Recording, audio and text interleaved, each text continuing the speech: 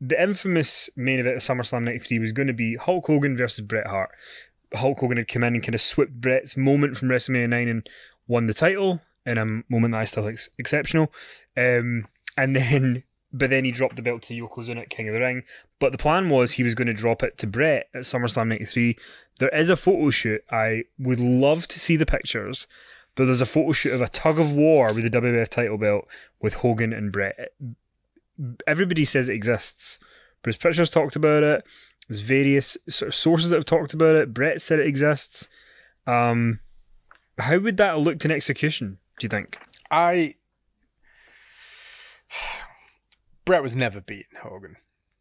Even if it was announced that it was happening? Never. Not in 93. He was never beating Hogan. Do you think Hogan, master politician, master manipulator Hogan, would have let another babyface upstage him in would such have a yet way? let a younger, better wrestler, better looking, fresher babyface beat him? Of course he wouldn't. Well, what benefit is there to Hogan for doing that? For the good of the business?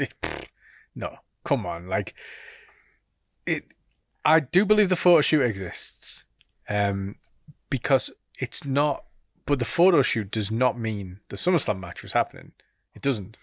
So, for example, I have some, most of the WWF magazines from that era, and there is a couple of articles in '93 about Bret vs Hogan, and you've got them on opposite sides of the thing and whatever, and they're obviously separate photo shoots, but it may well have just been a photo shoot that was intended for that article about what would happen if these wrestled. It might not have been as a SummerSlam preview, which is what everyone seems to think.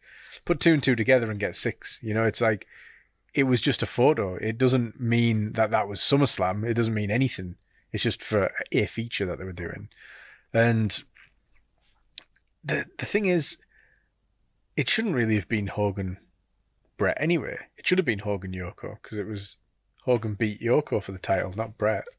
So that was the logical next match anyway.